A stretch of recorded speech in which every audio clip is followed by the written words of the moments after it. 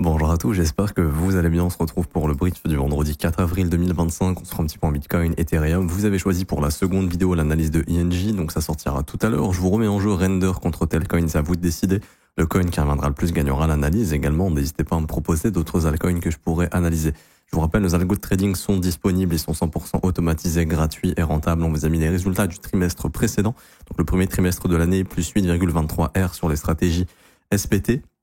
Également sur nos algorithmes LIM, ici on vous a mis tous les résumés de toutes les paires, de tous les algos qui sont en place avec les gains, etc. Les axes d'amélioration, les rendements, on vous a tout dans les tableaux, hein, les moyennes par mois, etc., etc. Donc il y a absolument tout. C'est 100% gratuit, c'est le premier lien en commentaire épinglé pour obtenir nos algorithmes. Vous avez rien à payer, vous conservez 100% des gains. Il faut juste s'inscrire sur BitGate via notre lien partenaire parce que c'est sur BitGate qu'on fait tourner les algorithmes.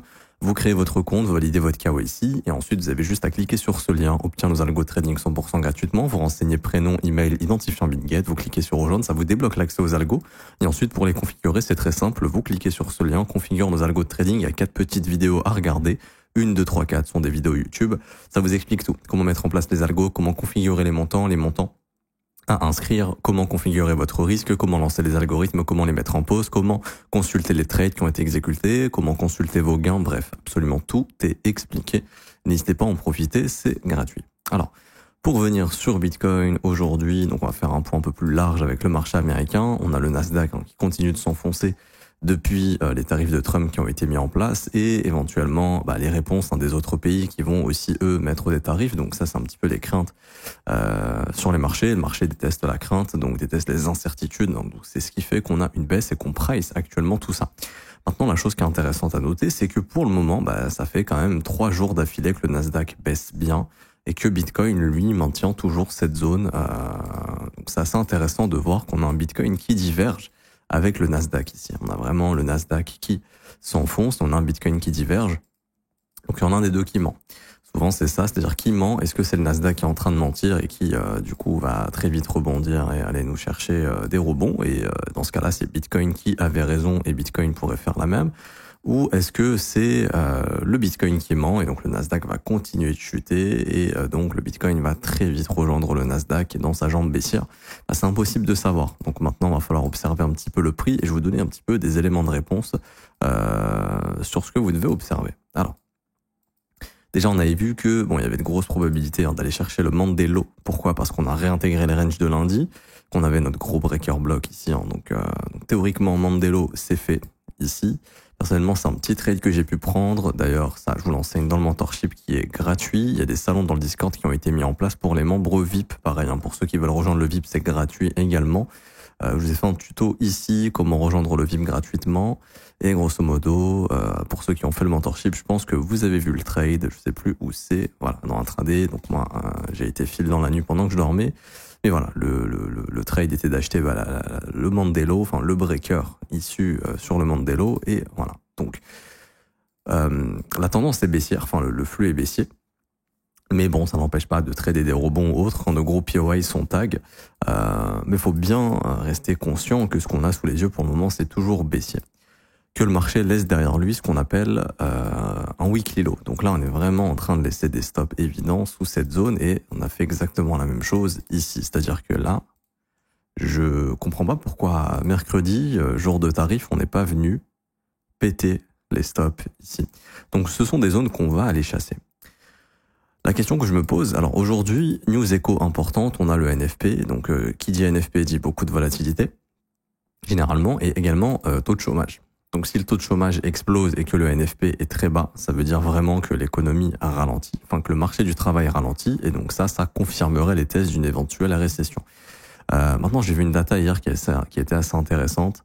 Il faudrait que je la retrouve, alors je sais pas si je vais la retrouver, laissez-moi 2 petites secondes, mais grosso modo, ça commence pas mal à licencier aux États-Unis. Du coup, tout ça, ça commence à augmenter les probabilités qu'on puisse avoir une récession. Le fait justement qu'on ait plein de sociétés américaines qui soient en train de foutre des travailleurs au chômage, parce que bien sûr il y a l'arrivée de l'IA, mais il y a aussi le fait que les sociétés sont un peu en galère, les entreprises aux États-Unis sont un peu en galère. J'ai retrouvé, laissez-moi 2 petites secondes, je vous montre ça rapidement. Hop, donc c'est sur Twitter, je copie, je colle le lien, je l'ouvre ici, voilà. Donc ici, voilà. Donc c'est un petit peu donc job cut. Hein. Ici c'est le nombre de jobs qui ont été retirés en fait tout simplement. Et on voit que ici il y a eu un pic en mars 2020. Donc ça c'était le Covid. Donc t'as plein de sociétés qui ont dû licencier parce que plus de chiffre d'affaires, plus de bénéfices. Donc si tu veux que la boîte elle survive, t'es obligé de virer beaucoup de monde malheureusement. On voit ici la même chose 2007-2008 avant la crise des subprimes et la récession qu'on a eue en 2008. On a vu à peu près pareil ici dans les années 2000 après l'éclatement de la bulle internet. Et là on voit justement que ça commence à exploser. Donc ça commence à indiquer qu'il y a probablement le chômage qui va commencer à augmenter aux États-Unis et donc ça va dans le sens d'une récession. Et là je crois qu'actuellement il y a certaines banques qui priçaient 15% de probabilité qu'on ait une récession il y a 6 mois en arrière. Là on est à plus de 50%. Enfin on commence à atteindre les 50%.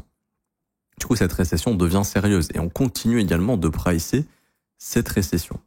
Ok. Et donc, c'est important de le comprendre. C'est dans un contexte dans lequel on évolue où la récession augmente ses chances d'arriver de jour en jour. On ne sait pas quand est-ce que ça va vraiment frapper l'économie. C'est peut-être en train d'être le cas actuellement. C'est probablement le cas d'ailleurs. On est vraiment en train de pricer ici peut-être cette récession. Hein. Maintenant, on ne connaît pas les dégâts de cette récession. Hein. On ne sait pas les dégâts que ça va déclencher dans l'économie. Mais on est en train peut-être de commencer à la pricer. Donc c'est aussi pour ça qu'on a un Nasdaq qui se fait complètement défoncer, un S&P 500 qui se fait défoncer également.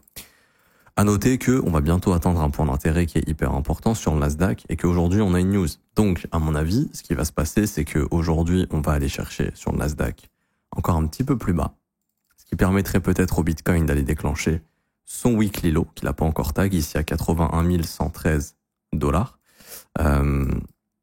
Et une fois que ça c'est fait, là on pourra peut-être avoir, si les indices déclenchent un rebond, comme ceci, pour encore revenir booster une fois une partie de cette jambe baissière, Bitcoin lui pourrait aller chercher son gap CME. Parce que oui, il y a toujours notre gap qui est ouvert. Alors bon, il y en a un petit qui s'est formé hier, mais il y a surtout, pour moi c'est celui-là le plus important. Le gap initialement c'est cette zone, mais je vais prendre c'est pas tout ça le gap, mais moi c'est cette zone que je vais prendre dans le sens où il faut rééquilibrer cette zone dans les 85 100, 85 900. Voilà, c'est une zone qu'on pourrait aller chercher histoire de revenir bosser toute cette jambe baissière qu'on a formée, par exemple. Ce qui est à noter également sur le CME, c'est que lui, la prise de stop, il l'a faite. Et on n'a pas eu ça sur les contrats dérivés, nous sur Binance, Bitget, etc., Bybit, mais eux, sur le CME, ils ont fait la prise de stop loss. Donc ça, c'est intéressant à noter, chose qu'on n'a pas fait, nous, sur le PERP.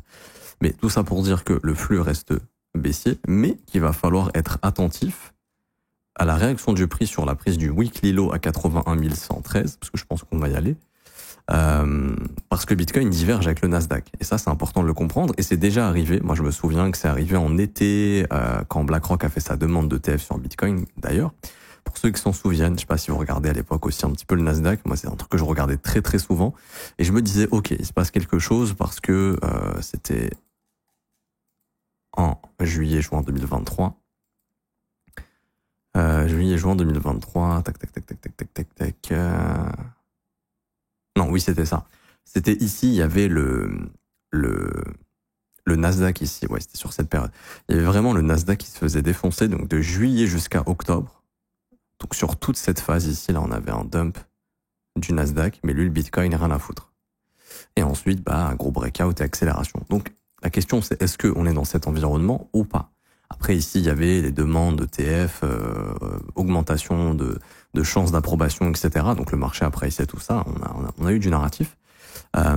Et du coup, je me dis, si le Bitcoin continue de tank comme ça, c'est-à-dire de bien résister à cette chute du Nasdaq, et que d'ici là, le Nasdaq, à un moment donné, se met à consolider, que va-t-il se passer sur Bitcoin? Est-ce que Bitcoin va aussi continuer de consolider, ou est-ce que Bitcoin va essayer de push? C'est ça la question, en fait.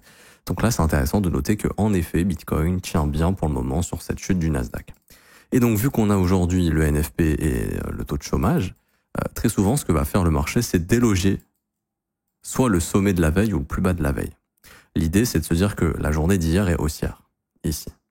Donc, on pourrait les déloger le plus bas d'hier et en même temps s'occuper du weekly low. Et en fait, c'est pour ça que je vous dis, observez bien cette réaction sur le weekly low, parce que si le marché vient prendre ce weekly low et réagit bien, il y a vraiment un monde dans lequel, déjà on va combler le gap, éventuellement, mais dépendamment de ce que fait le Nasdaq, Bitcoin peut essayer de retourner dans son haut range ici. Ce serait pas impossible. Je dis pas que ça va arriver, je dis juste que ce serait pas impossible. En tout cas, c'est un truc qu'il faut, à mon avis, observer. Maintenant, sur le rebond qu'on a eu, le prix ici est venu faire ce qu'on appelle du rebalancing. Donc moi, c'est ce que j'ai tradé hier, hein, attendre le tag du Mandela ou le weekly low, peu importe, les deux ou un seul. Pour moi, un seul suffisait ici pour tenter un trade. Le breaker, etc. Ensuite, l'objectif, c'était de prendre profit dans ce fair value gap horaire, chose que j'ai faite. Et donc, vu que la dynamique est baissière, on voit que le prix est revenu combler ces fair value gap qu'on a laissé derrière nous, parfaitement. Et donc, théoriquement, on pourrait se dire, ok, ce rebond est terminé. On va aller s'occuper maintenant, je vais retirer ça, on va aller s'occuper maintenant du weekly low, éventuellement. Donc là, c'est ce sur quoi je me concentre. Si jamais le prix ne se retourne pas à la baisse ici, je spéculerai sur le fait de combler le gap. Mais si vous voulez mon avis, sachant que la bougie d'hier était haussière, très souvent ce qui se passe le jour de News Echo, si vous avez une bougie haussière, votre marché va chasser le plus bas. Et ça ferait sens puisque le Nasdaq, lui, va probablement aller chasser le plus bas ici des 18 339 points, le pivot de la Fed. Pourquoi pivot de la Fed? Parce que c'est ici que la Fed a pivoté, donc pour moi c'est un niveau important que le marché va probablement venir déclencher. Et une fois qu'il aura déclenché ce qu'on appelle cette sell side liquidity, avant les news echo, soit les news echo elles sont catastrophiques et donc on défonce le support ici et ça accélère dans notre chute et donc Bitcoin va suivre. Parce que je pense que là si on a un gros décrochage sur le marché US encore, à un moment donné le Bitcoin il va suivre, probablement. S'il suit pas, ça montre vraiment qu'il se passe quelque chose. Par contre, si aujourd'hui les résultats sont conformes aux attentes ou c'est pas ni catastrophique ni génial, c'est de se dire que on a ici atteint un gros POI et que le marché pourrait s'offrir un rebond.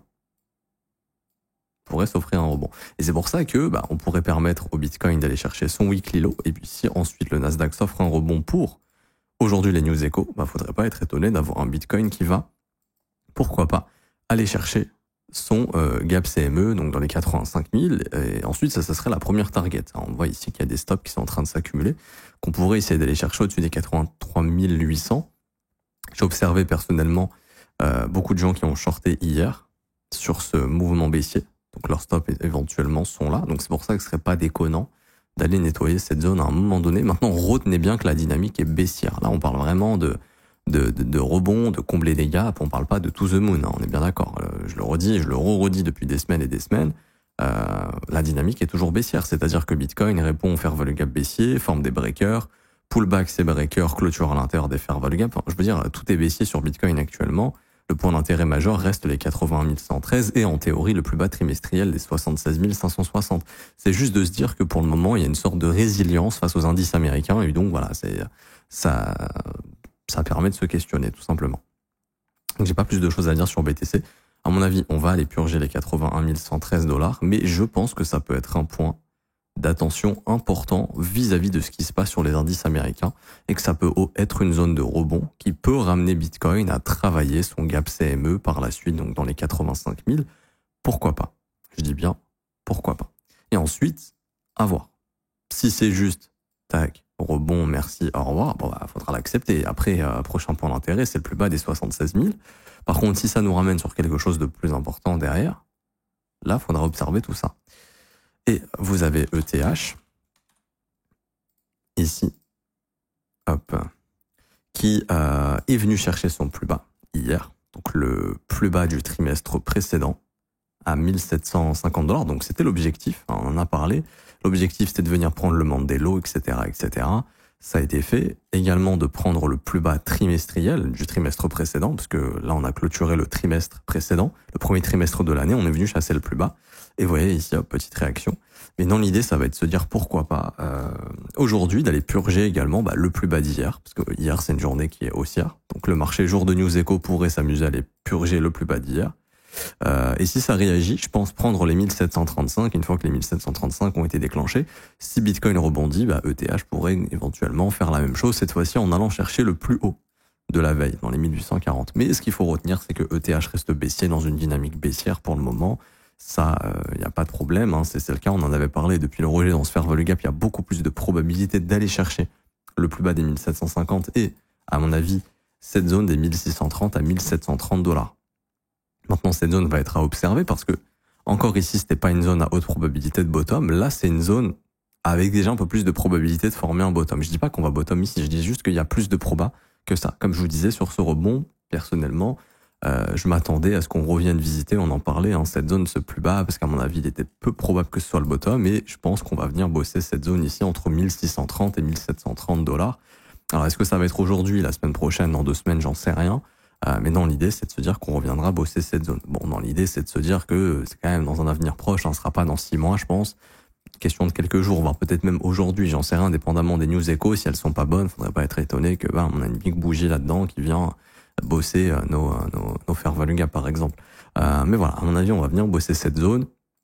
Là, il faudra identifier s'il y a des signaux de bottom ou pas sur Ethereum. Si Bitcoin ne répond pas à son weekly low et s'enfonce à nouveau et qu'il va chercher sous les 76 560, son plus bas trimestriel, à ce moment-là, il faut s'attendre à ce qu'on ait un Ethereum qui push dans ce fair value gap et qui puisse même aller chercher le prochain niveau important des 1491. C'est vrai que là, j'en ai pas parlé énormément, mais c'est simple, si Bitcoin va autour des 74 000 $, on devrait voir un Ethereum venir autour des 1492. Donc si jamais Bitcoin à un moment donné lâche, parce que là il tient bien face aux indices, on voit qu'il est bien en train de tenir. Si à un moment donné le Bitcoin lâche pour aller chercher le prochain fair value gap daily ici, faut se dire qu'il y a une baisse potentielle de 9 à 13% pour Bitcoin. 9-13% sur Bitcoin, ça donne facilement un petit 14-15% sur ETH, et c'est ce qu'il lui faudrait pour aller chercher au prix actuel 16%, légèrement plus, cette sell-side liquidity qui sera probablement atteinte si jamais on a un Bitcoin qui va à 74 000. Maintenant, pour le moment, je le redis, le Bitcoin tient plutôt bien. Étonnamment, vraiment, Bitcoin tient très très bien. C'est vrai que c'est un peu étonnant de voir qu'on a les indices américains qui se font plus défoncer que Bitcoin. Et quand on regarde, on a beaucoup de flux baissiers sur les indices, et je m'arrêterai ici pour aujourd'hui. Mais si on regarde sur les ETF de Bitcoin, hier c'est une bougie. Alors le 2 avril, avant-hier, c'est quand même un Bitcoin qui a des inflows. Donc c'est assez intéressant de voir que pour le moment, il y a toujours des inflows sur Bitcoin ici. Et la question, c'est est-ce qu'il y a un narratif qui serait en train de se déclencher de Bitcoin valeur refuge éventuellement. Bon, à chaque fois on se dit ça et c'est pas le cas, donc ce sera probablement pas le cas. Et c'est pas le cas pour le moment. Ça reste corrélé aux assets à risque. Mais voilà, ici on voit qu'il n'y a toujours pas de outflow pour le moment. Par contre, le jour où il y a de nouveau des outflows sur les ETF Bitcoin, là ça va saigner. Là, faut se le dire, ça va saigner. Il y aura une grosse pression vendeuse et donc les prix vont tomber très probablement. Et pour l'instant, c'est pas le cas. Donc c'est vrai que les ETF, ça reste aussi à observer. Et sur les ETF d'Ethereum, et je m'arrêterai ici aujourd'hui, il y a toujours des outflows par contre sur Ethereum. Donc là, il y a encore une différence où on voit que Ether est vendu à la mort sur les ETF, là où Bitcoin n'est pas vendu. Donc c'est intéressant et c'est ce qui explique cette résilience du Bitcoin face aux indices américains, parce que du côté des indices, on a vu que il y avait probablement de grosses institutions qui vendent, c'est pour ça que les prix baissent premièrement, mais deuxièmement, on avait vu que du côté des reverse repo, il y a justement cette remontée ici qu'on a au niveau des reverse repo qui continue de se poursuivre, on continue d'avoir des reverse repo qui augmentent. Alors là, il y a eu un pic.